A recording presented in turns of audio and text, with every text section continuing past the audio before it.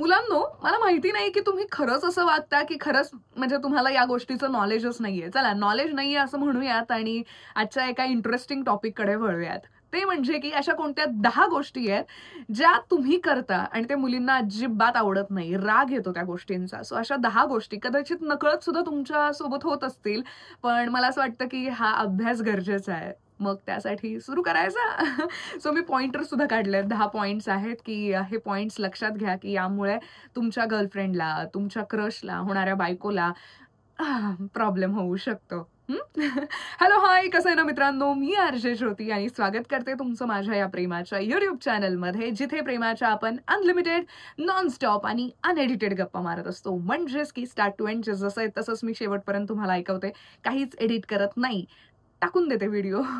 So आजचा video सुद्धा खूप महत्त्वाचा आहे आणि जसं मी सांगितलं की 10 पॉइंट्स आहेत. सो त्यामुळे व्हिडिओ शेवटपर्यंत बघत राहा, तरच सगळं समजेल आणि कदाचित तुमच्यात छान बदल होतील किंवा हे असं असतं का याचा अर्थ तरी कळेल. सो व्हिडिओ शेवटपर्यंत बघा आणि अजून सुद्धा सबस्क्राईब केलं नसेल तर ते आधी करून टाका. ते खूप महत्त्वाचं काम आहे. केलंत? Good boy. सो चला, पहिला पॉइंट जो मी लिहिलाय तो आहे की लगेच झोपणे. म्हणजे तुम्ही काय मेसेज करता, की "अगं मी झोपलो होतो, घरी आलो आणि लगेच झोपलो, सो तुला सांगूच नाही शकलो." हे काय रिझन आहे भाई? म्हणजे तुम्ही कुठून तरी आलात, तुमच्या बेडपर्यंत तुम्ही पोहोचेपर्यंत म्हणजे मी खूप दमलोय, उद्या बोलूयात, चालेल, good night, bye, miss you हे लिहायला ना 3 ते 4 सेकंड सुद्धा खूप आहेत. 2 ते 3 सेकंदामध्ये हे लिहून सेंड सुद्धा करून होतं किंवा व्हॉइस नोट पाठवणं, की "आता मी खूप दमलोय, आपण उद्या बोलूयात, good night, bye, love you." हे सगळं व्हॉइस नोटने सुद्धा बोलायला 3 ते 4 सेकंड्स लागतात हां, मिनिट पण नाही, सेकंड्स लागतात. इतकाही वेळ तुमच्याकडे नाही. म्हणजे तुम्ही घरात आल्या-आल्या डायरेक्ट दरवाजातच पडून झोपता की काय? नाही की नाही, लॉजिक आहे ना या गोष्टीमागे. सो ती मुलगी तुमची वाट बघत असते. तुम्ही जर का गुड नाईट विश करून झोपलात ना, छान वाटतं. आपण हॅपी मनाने झोपतो. पण मग सतत तेच डोक्यात विचार राहतात आणि मग त्यामुळे वाईट वाटतं, राग येतो, चिडचिड होते, की काय आहे? हां? सो मला असं वाटतं, की ही गोष्ट सांगायची गरज नाहीये. तुम्ही स्वतःमध्ये थोडेसे हे बदल केले तर गरजेचे आहेत. तुमच्या घरी गाडी लावली, पार्किंगपासून घरापर्यंत पोहोचेपर्यंत सुद्धा बराच वेळ असतो. कितीतरी मिनिटांचा वेळ असतो. 3 ते 4 सेकंड्स लागतात हां, हे सांगायला. पण तेही कष्ट तुम्ही घेत नाहीत. सो हा पहिला प्रॉब्लेम आहे, जो तुम्हाला आतापर्यंत जाणवला नसेल. पण येस, मुलींना या गोष्टीमुळे वाईट वाटतं, राग येतो, चिडचिड होते. ओके. सो चला दुसऱ्या मुद्द्यावर येऊयात. दुसरा मुद्दा मी लिहिलाय फाईन. म्हणजेच की हां, काही नाही झालेलं. असं मुली म्हणतात ना, तुम्ही काहीतरी केलेलं असतं त्यामुळे तिचा मूड खराब होतो आणि मी लगेच का सांगू? काय झालंय? तुला कळत नाहीये. बरं ठीक आहे, कळत नाहीये तर मला विचार तरी बऱ्याचदा. एकदा विचारलंस, "काय झालं?" "काही नाही." मग लगेच संपला तो विषय. नाही, मला विचार. मला तोपर्यंत विचार जोपर्यंत माझी बोलायची इच्छा होत नाहीये. पण बोलताना तुम्हाला एकतर हे सतत विचारायचंय, "बाळा काय झालंय?" पण बोलायची एक पद्धत असते. सो प्रेमाने, शांततेत बोलणं गरजेचं आहे. जरा तिला तो कम्फी, इमोशनल टच देणं गरजेचं आहे त्या गोष्टीला, की "बाळा काय झालंय? काय झालंय? मला सांग ना. मी कुठे चुकलोय का? ठीक आहे, पण सांग तरी. तू अशी नाराज नको बसूस. मला नाही आवडत तू अशी. तू अशी हसती वगैरे छान वाटतेस. काय झालंय सोन्या?" जे काही असेल, तुम्ही जे काही शब्द प्रेमाने वापरत असाल, ते विचारणं गरजेचं आहे. जेव्हा तुम्ही असं तो कम्फी झोन देता ना, त्याच्यानंतर मग इच्छा होते मुलींची, की "हां बाबा, हे असं-असं झालंय, या गोष्टीचा प्रॉब्लेम आहे." सो हे सांगण्यासाठी सुद्धा मला आधी वाटलं पाहिजे ना, की याला ऐकायचंय, मनापासून ऐकायचंय, याला खरंच माझी काळजी आहे. हा मेन मुद्दा असतो. म्हणून म्हणून मुली जरासा वेळ लावतात, की "काही नाही झालं." तुला काय सांगणार आहे? तुला ते फील होणार आहे का? तुला फील होणार असेल तर सांगण्यात काहीतरी अर्थ आहे. अदरवाईज नाही. हं. सो हा होता दुसरा पॉइंट. तिसरा point, late reply. I know की सगळेच लोक बिझी असतात. पण मधून थोडासा टाईम तुम्ही काढूच शकता ना. जसं तुम्ही पाणी पिण्यासाठी काढता, जसं तुम्ही जेवणासाठी काढता, जसं मित्रांसोबत गप्पा मारताना वेळ काढता, रील्स बघताना वेळ काढता, तसंच मध्येच एखादा मेसेज करायला काय प्रॉब्लेम आहे? कधी-कधी तर काही जण 7 ते 8-8 तासांनंतर रिप्लाय देतात आणि मुली लगेच एका मिनिटात देऊन टाकतात रिप्लाय. पण कधी जेव्हा ती प्रेमात असते, तुमच्या प्रेमात असते. सो गर्लफ्रेंड झाल्यानंतर तुम्ही असं वागत असाल तर ते अजिबात नाही आवडणार. ओके. आणि पूर्वी सुद्धा जर का मुली मुद्दामून लेट रिप्लाय देत असतील, तर त्यामागचं हेच कारण आहे, की तरी सुद्धा हा पेशन्स ठेवून बाबा किती माझ्यासाठी एफर्ट्स घेतोय, हे जज करण्यासाठी फक्त त्या करतात. अदरवाईज मुली खूप लवकर रिप्लाय देतात. त्यांचे डोळे 24 तास त्या फोनवरच असतात, की आलाय का ह्याचा मेसेज? आलाय का ह्याचा मेसेज? सो ही गोष्ट माहित नाही बऱ्याच मुलांना पटेल की नाही, पण मी सुद्धा तशीच आहे की ना एफर्ट्स खूप घेतो आम्ही. हां, म्हणजे काहीतरी काम करत असू ना, तरी सुद्धा फोन चेक करणार मध्येच की आला का? इव्हन भांडी घासत असताना सुद्धा फोन शेजारी असतो की आला का ह्याचा मेसेज? सो इतकी ती हौस असते बोलायची. पण मुलांच्या बाबतीत की नाही, "अगं फोनच ऑन नाही केला. अगं ते हे झालं, ते झालं." नाही. इतकं नको एक्सप्लेन करूस. त्यापेक्षा एक छोटासा मेसेज केला किंवा एखादं छोटंसं स्टिकर जरी पाठवलं तरी मुलींना छान वाटतं. पण इतके लेट रिप्लाय 1-2 तास समजू शकतो. 5-5, 6-6, 10-10 तास कधी-कधी 24-24 तासांनी रिप्लाय येतात. हे चुकीचं आहे ना. हे मुलींना नाही आवडत अजिबात. ओके. तुम्हाला आयुष्यात गर्लफ्रेंड हवी असेल तर प्लीज या सगळ्या पॉइंटर्सकडे नीट लक्ष द्या. सो त्यानंतर आहे पॉइंट नंबर 4 की बाकी मुली बघणं. आता मी तुझी गर्लफ्रेंड आहे, ओके. मी तुझी होणारी बायको आहे. आपण कुठेतरी जातोय.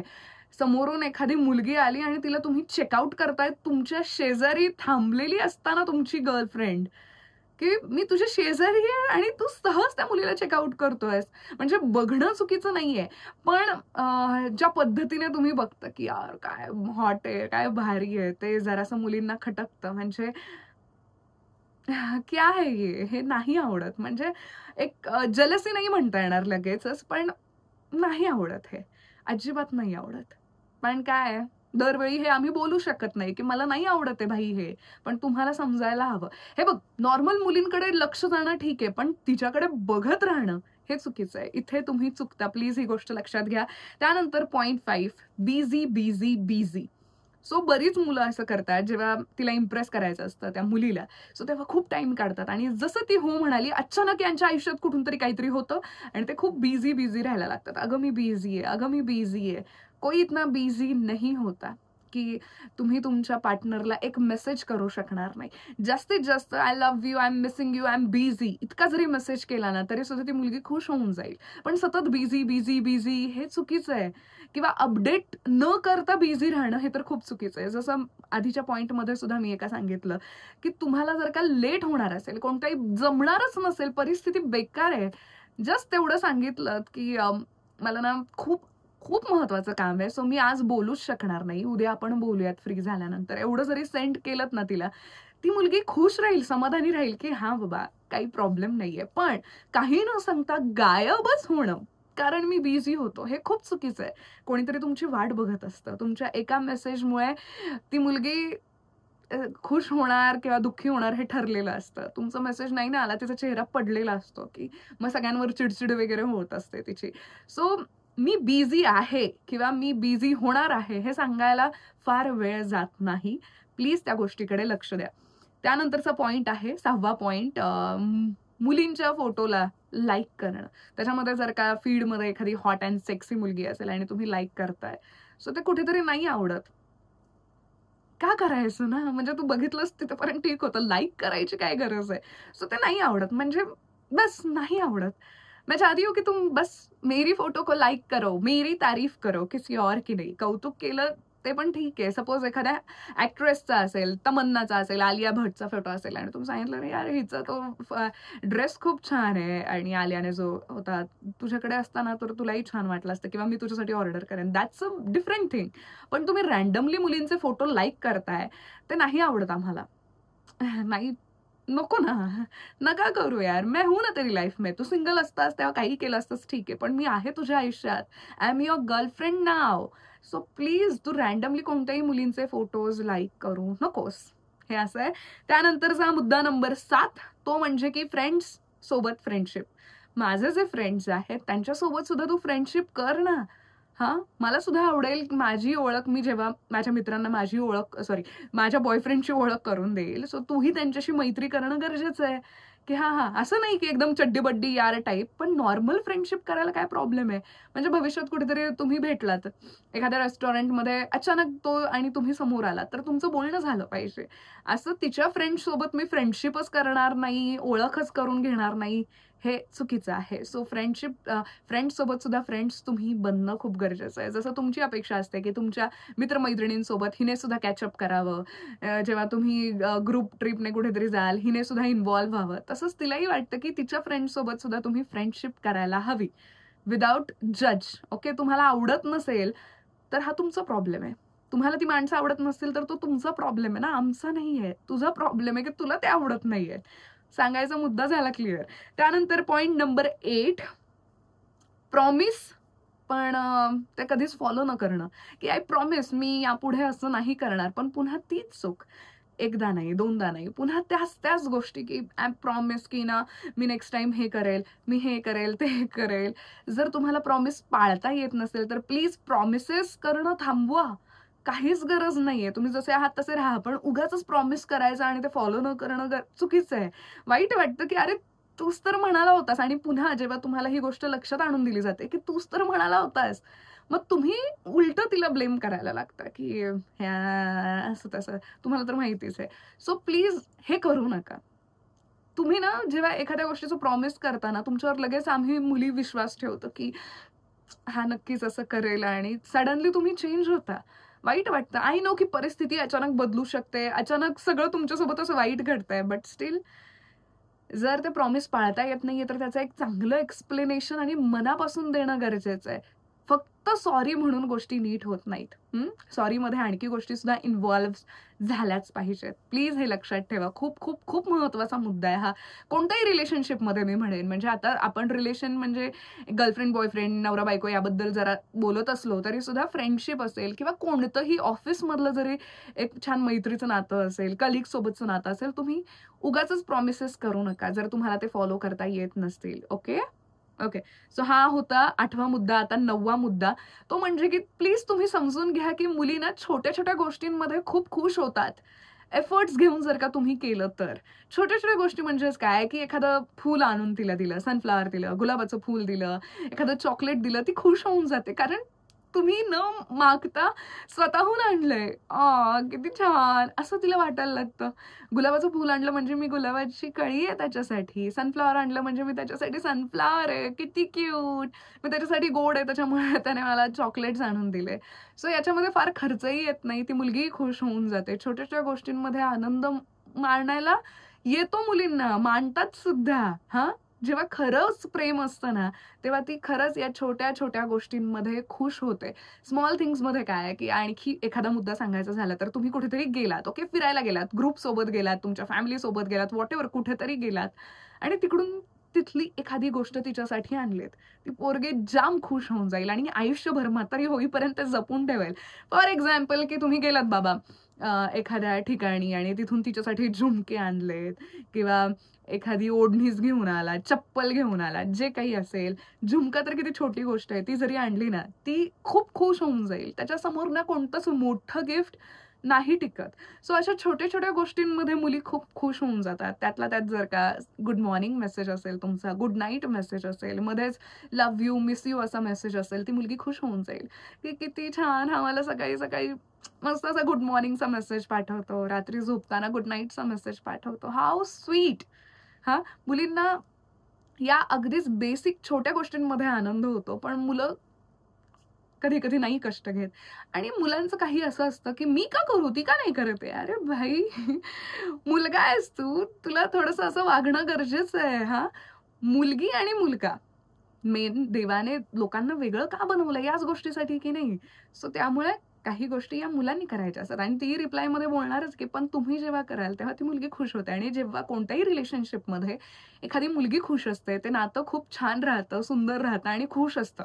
कधी प्रॉब्लेम्स येत नाही त्या नात्यामध्ये. सो तेव्हा त्यामुळे तुम्हाला काही गोष्टींमध्ये लक्ष घालणं खूप गरजेचं आहे आणि मला असं वाटतं हे बेसिक एफर्ट्स आहेत.